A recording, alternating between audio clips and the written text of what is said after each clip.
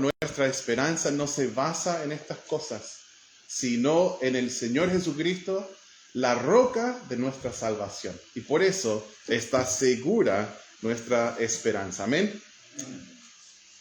Por esto está segura nuestra esperanza. Amén. Amén. Ok, me asustaron, hermanos.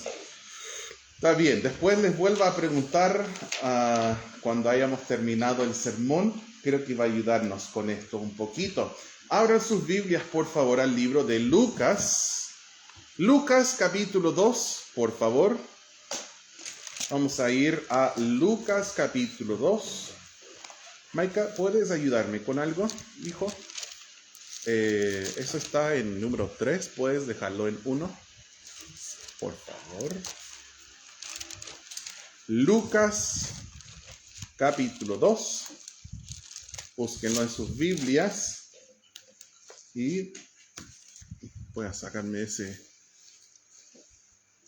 traje porque estamos en verano. ¿Amén? Ok. Muy bien, Lucas capítulo 2. Vamos a dar una lectura desde el versículo 25. Para aprender esta tarde, o volver a recordarnos esta tarde acerca de dos personajes bíblicos que tuvieron que esperar a Dios cuando las promesas de Dios tardaron mucho. Sí.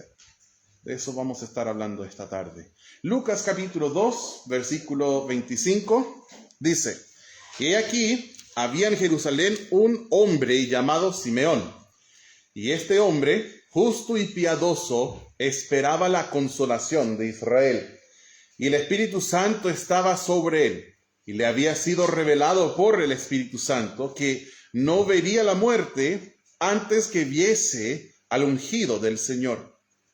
Y movido por el Espíritu vino al templo, y cuando los padres del niño Jesús, qué bonito nombre, ¿no?, lo trajeron al templo para hacer por él conforme al rito de la ley, él le tomó en sus brazos y bendijo a Dios diciendo: Ahora, Señor, despides a tu siervo en paz, conforme a tu palabra, porque han visto mis ojos tu salvación, la cual has preparado en presencia de todos los pueblos, luz para revelación a los gentiles y gloria para tu pueblo Israel. Y José, vamos leyendo en Lucas 2, versículo 33, sigan en sus Biblias, dice: Y José y su madre estaban maravillados de todo lo que se decía de él. Y los bendijo Simeón y dijo a su madre María: He aquí, este está puesto para caída y para levantamiento de muchos en Israel, y para señal que será contradicha. Y una espada traspasará tu misma alma, para que sean revelados los pensamientos de muchos corazones. Estaba también allí Ana, profetisa, hija de Fanuel, de la tribu de Aser. ¿Dije esa palabra bien? Aser. ¿Sí? De edad muy avanzada, pues había vivido con su marido 7 años desde su virginidad. Y era viuda hacia 84 años, y no se apartaba del templo, sirviendo de noche y de día con ayunos y oraciones. Esta, presentándose en la misma hora, daba gracias a Dios, y hablaba del niño a todos los que esperaban la redención en Jerusalén. Me da una gran sonrisa leer acerca de Simeón y acerca de Ana. Son dos referentes para nosotros como creyentes. Oramos. Padre Celestial, enséñanos de las vidas de estos preciosos siervos tuyos, quienes tanto anhelaban la llegada de Cristo y quienes tanto amaban a Jesús y tanto hablaban de Jesús a los demás, aquellos que esperaban en ti, Señor, cuando quizás era difícil, por lo que al hombre podría parecer tardanza. Pero nosotros sabemos, Señor, que tú jamás llegas tarde, que siempre tienes un plan y tus tiempos siempre son perfectos. Y aunque la espera sea mucha para nosotros, seguimos teniendo esperanza y fe en tus promesas. Gracias, Señor, por tu palabra. Pedimos que guíes este estudio para la honra y la gloria de aquel niño Jesús en la historia, quien después llegó a ser un adulto y murió por nosotros. El Hijo del Hombre, Dios el Hijo, murió por nosotros en la cruz y resucitó. Y hoy día vive, y Él es nuestra esperanza viva. Gracias, Señor. Oramos en su nombre precioso. Amén. Muy bien. Dios puede tardar en cumplir sus promesas, pero el Señor nunca olvida a su pueblo, nunca olvida a sus hijos. Nosotros podemos ver en el caso de Ana y Simeón que quizás la promesa de Dios tardó mucho, pero ellos siguieron confiando en las promesas del Señor. Entonces, quiero animarles que podamos sacar algunas lecciones de su vida. La primera de sus vidas, la primera tiene que ver con Simeón y cómo Simeón esperaba con anhelo y no con resignación. No hablando de la resignación quizás de un dolor inevitable, sino de la resignación negativa, una que deja de esperar en Dios. Miren en el versículo 25. Dice, y aquí había en Jerusalén un hombre llamado Simeón, y este hombre justo y piadoso esperaba la consolación de Israel. Dice que él esperaba la consolación de Israel, y el Espíritu Santo estaba sobre él, y le había sido revelado por el Espíritu Santo que no vería la muerte antes que viese al ungido del Señor. Qué especial esto, ¿no? Una revelación particular que el Señor le dio directo a él. Y es por eso, a base de la promesa de Dios, la palabra de Dios, que él confió y esperó. Y en su edad avanzaba. Yo digo esto por algo, porque creo que en el texto no nos dice su edad, pero lo digo porque hizo un comentario acerca de su muerte. Ahora tu siervo puede ir en paz.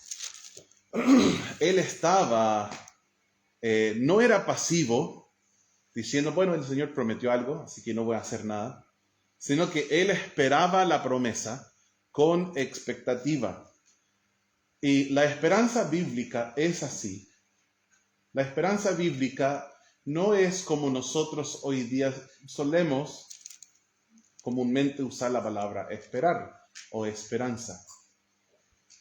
Por ejemplo, si una persona se enferma crónicamente, pero uno está orando que esa persona se mejore, y uno podría decir, ¿se va a mejorar? Y decimos, pues esperamos que sí. Ahora, no está mal dicho en los términos de hoy en día, es lo que anhelamos, pero es una esperanza muy humana e incierta, porque muchas veces la gente enferma no se mejora. Y nosotros estamos diciendo, pues, es mi anhelo que se mejore. Decimos, espero que sí. Ahora, la esperanza bíblica es diferente. La esperanza bíblica es algo certera. Algo certero. La esperanza en la palabra de Dios es una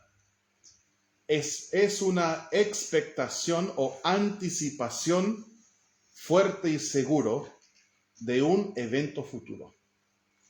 Y no es un evento futuro de que ojalá va a pasar. No, es un evento futuro que sí va a pasar. Es por esto que nosotros, creyendo en lo que Jesús dijo en su promesa, que Él va a venir por nosotros de nuevo. Dijo, vendré otra vez. Es por eso que la Biblia habla de esa venida como la esperanza bienaventurada del creyente. En el libro de Tito. Es la esperanza. ¿Por qué? Porque es un evento futuro. ¿Cristo viene? Sí. Sabemos que viene, no sabemos cuándo. Pero nosotros lo estamos anhelando y anticipando con una confianza completa. No es ojalá, quizás puede ser. Nacho, yo creo que salió el sol.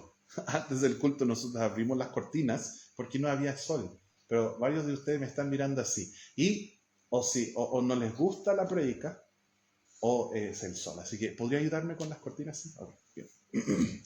Vamos a cerrar las cortinas para que estén más cómodos. Simeón tenía una esperanza viva. Él creía en la promesa de Dios. Y ese es un punto importante, porque si tú tienes esperanza de algo que no está basado en la palabra de Dios, tu esperanza no es segura. Porque no sabemos con certeza que así va a ser, pues no tienes una base bíblica, una promesa a la cual puedes anclar tu esperanza y decir, así va a ser porque Dios dijo esto. Bueno, en el caso de Simeón, fue así, fue lo que Dios dijo. Dios se le había revelado que iba a ver al Mesías. Hoy día el Señor nos habla de su palabra, ¿cierto? Su palabra escrita. Es por eso que nosotros en los tiempos de Simeón la Biblia no se había completado todavía.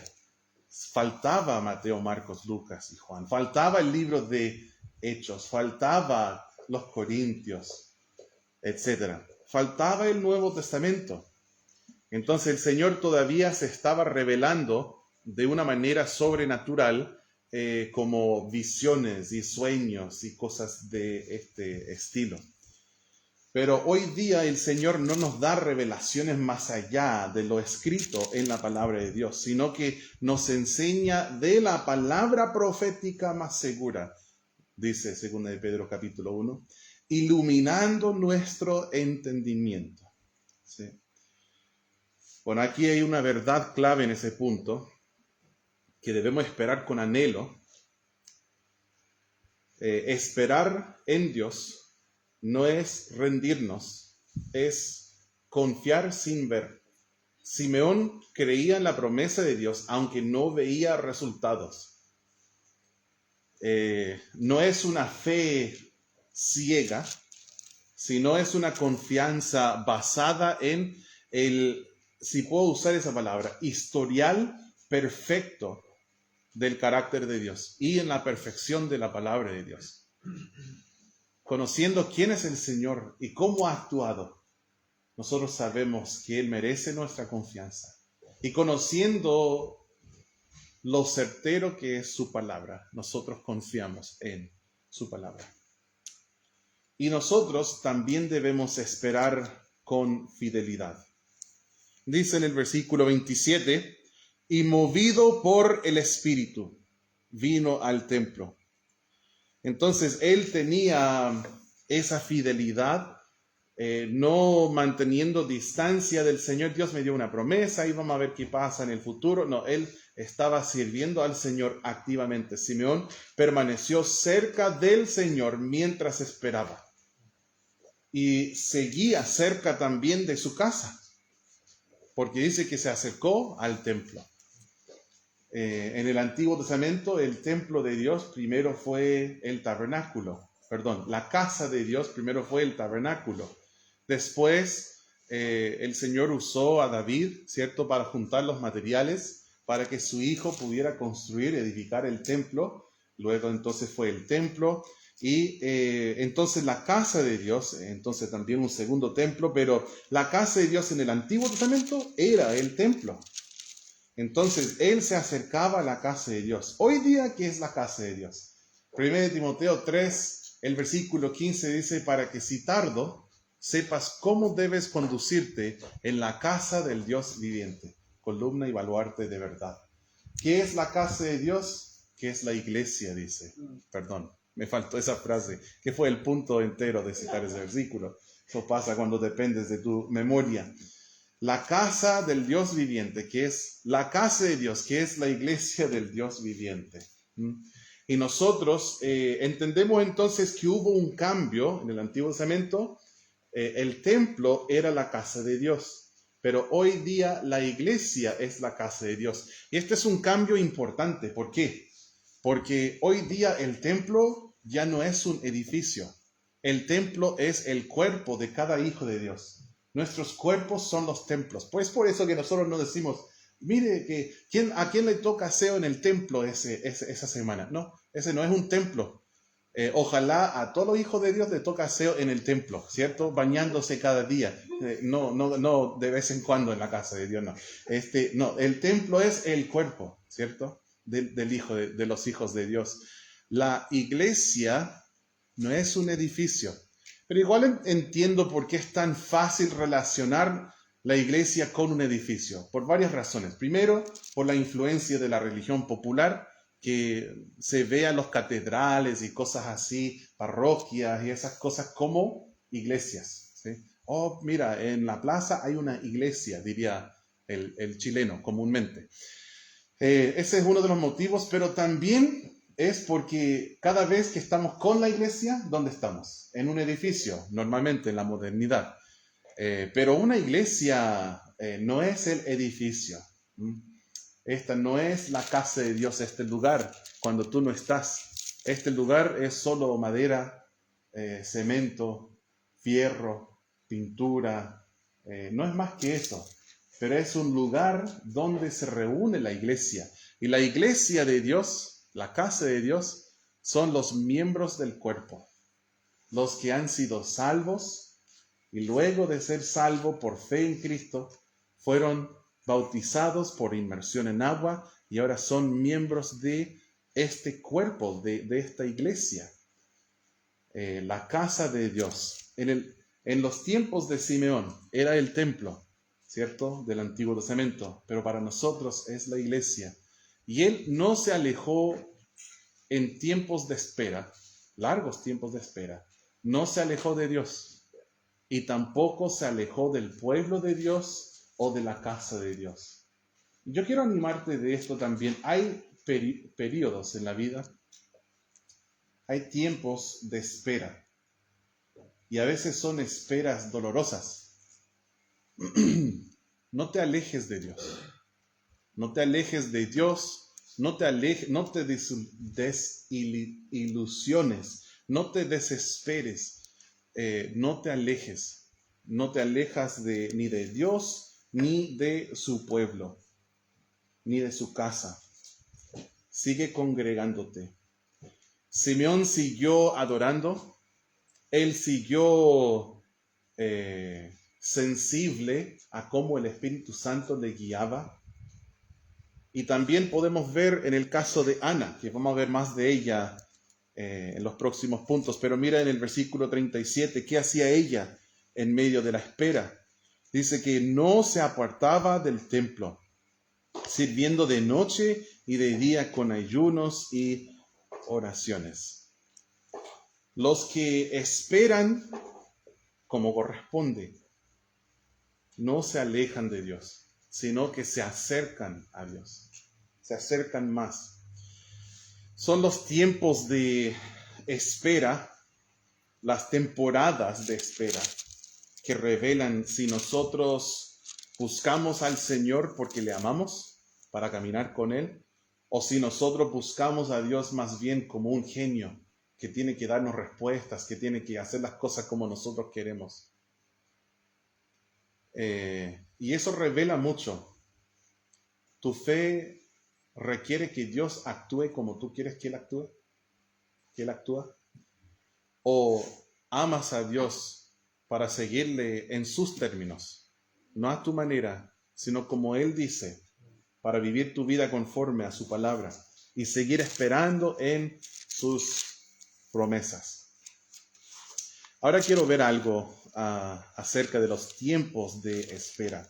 A veces la esperanza en el Señor requiere esperar durante toda una vida y no solo por momentos breves.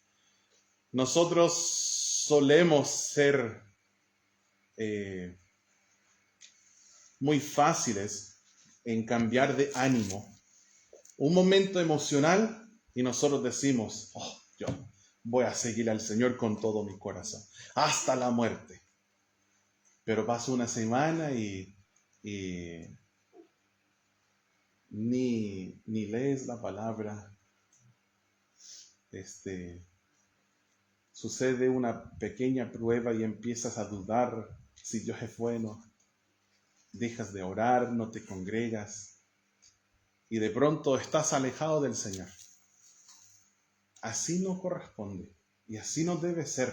Esa no es la fe bíblica y no es la esperanza bíblica. Miren el ejemplo de esa gran mujer que se llama Ana. Versículo 36 dice, estaba también allí Ana, profetisa, hija de Fanuel de la tribu de Aser, de edad muy avanzada, pues había vivido con su marido 7 años desde su virginidad. ¿Qué significan estas frases? Ella, como cualquier hijo de Dios, se conservó en pureza y después se casó. En la cultura de los tiempos se podía casar desde 12 años y un día. Era el momento en que se podía casar y era muy típico casarse quizás como a los 15 años. Aunque no dice cuándo se casó, pero lo que sí dice es que se casó y después fueron 7 años que estuvo con su marido hasta que su marido falleciera.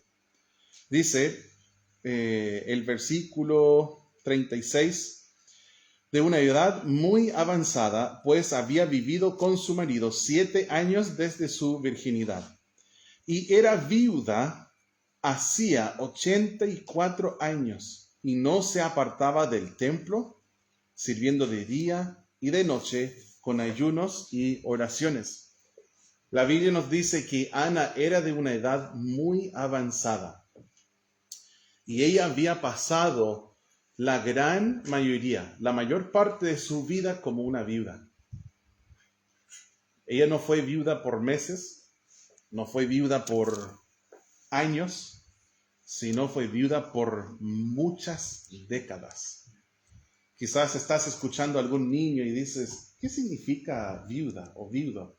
Es cuando estás casado y fallece tu cónyuge. Entonces, si eres un hombre, viudez para ti significa que eres un viudo. Si eres una mujer y fallece tu cónyuge, eres una viuda. Ella había sido viuda casi toda su vida. Imagínense si en el caso del hermano Ignacio, si falleciera su esposa ahora que ha tenido por 7 años, no es su casa, pero ella capaz haya tenido unos 23, ¿tienes? 23 años cuando falleció su marido. Y después, muchísimas décadas, toda su vida vivió esperando en el Señor como una viuda. Y quizás en todo ese tiempo ella tenía muchas preguntas. Y quizás fueron preguntas sin respuestas. Porque a veces hay preguntas sin respuestas.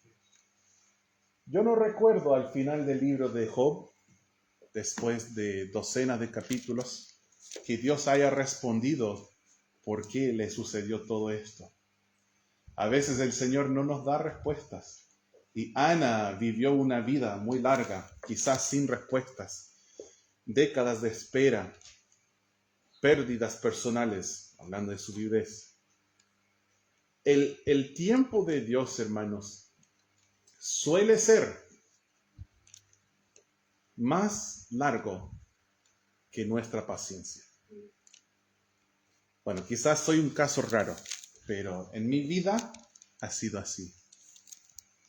Recuerdo buscando al Señor como un joven y quería casarme con Annie. Recién conociéndole, oraba y ayunaba y preguntaba al Señor si era su voluntad que me casara con ella. Y yo llegué a la conclusión de que sí, y creí que eso es lo que Dios quería. Nosotros ni habíamos salido en una cita ni nada, y ella no pensaba en mí de esa manera. Y después fueron 4 años que le estuve esperando, que Dios le diera a ella certeza en cuanto a eso también. Muchos años esperando. Y hubo momentos durante esos 4 años que yo dije, Señor, ¿será? Y yo dudaba. Y decía, ¿será la mujer que tú quieres que yo me case con ella? Porque ella no está convencida. Y era mucha espera. Sí, mucho más corta la espera mía que la espera de ella, la llegada del Salvador. Hablando de Ana. Algunas oraciones nuestras tardan años. Algunas promesas de Dios tardan generaciones o siglos en llegar. ¿Ustedes se acuerdan que, leyendo en el libro de Génesis, Dios le dijo a Abraham que sus descendientes iban a llegar hasta Egipto? Y les dijo que iban a estar allá 400 años. 400 años. Y así fue. ¿Y saben qué? El José tenía fe en esta promesa. Tanto que hizo a los hijos de Israel prometer que cuando subieran de Egipto, que llevaran sus huesos. Y 400 años pasaron y llevaron sus huesos. Algunas promesas tardan muchos años en cumplir. ¿Sí? Dios dio la promesa a Abraham que iban a ser naciones sus hijos y que iban a ser innumerables como la arena del mar.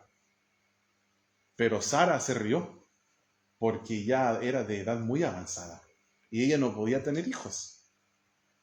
Pero la promesa de Dios no siempre viene como nosotros pensamos o en el momento que nosotros pensamos. Yo estaba meditando hoy. De hecho, hablé con un pastor en Costa Rica que vino aquí hace muchos años. Quizás Dusan lo habrá conocido en ese entonces. Era el pastor Eduardo Bordel. Predicó en Simpson. Bueno, estuve conversando con el pastor Bordel y el pastor Bordel decía, ¿qué han estado haciendo? Yo le hablé entonces de los evangelios de Juan que entregamos en todas las casas de la región. Y él dijo así, no se va a saber el fruto de ese proyecto hasta quizás en décadas más o la eternidad. Yo estaba pensando en algo, el otro día en la casa de Pabla, nosotros nos hemos estado reuniendo en la casa de Pabla Gutiérrez en Puerto Aysén, y ella sacó un libro que se ve muy viejo, y es un libro acerca de historias de Puerto Aysén. Y yo no sé qué edad tendrá ese libro, pero yo sé que muchas décadas. Y en algún momento le regalaron a ella ese libro y después lo colocó en su biblioteca. Y capaz hayan pasado décadas sin tocar ese libro, sin leerlo. Y ella lo prestó a Maika. Y yo pensé, ¿quién sabe si en 40 o 50 años más, si Cristo no ha vuelto todavía, algún muchacho dirá, oh, qué lindo ese folleto. Mira, tiene una casita como antes se hacían, con, se me fue la palabra, tejuelas. Oh, mira una ovejita. Oh, y dice, yo soy la puerta, el que por mí entrare hallará pastos y será salvo y saldrá. Disculpen que no le estoy diciendo muy bien el versículo, pero quizás él diga, yo voy a leer esto y recibe a Cristo. Dios puede hacer esto. Sí. Yo encontré en unas casas abandonadas, encontré un evangelio de Juan en el piso. ¿Quién sabe si alguien caminando un día vea un evangelio de Juan en el piso y dice, oh, interesante, en un día de sol, ya se mojó, pero ahora se secó. Lo levantan y sí, está un poco como se ponen las hojas cuando están así, pero es legible todavía. Los que yo agarré eran legibles todavía, a pesar de las lluvias. Y quizás lo van a agarrar y van a abrir y van a leer y van a ser salvos. Uno nunca sabe lo que Dios puede hacer, pero sí sé que su palabra no vuelve a Él sin cumplir los propósitos con los cuales Él los envió. A veces las promesas tardan mucho en llegar. Y cualquier persona puede esperar 5 minutos. Pero esperar 5 años es más difícil.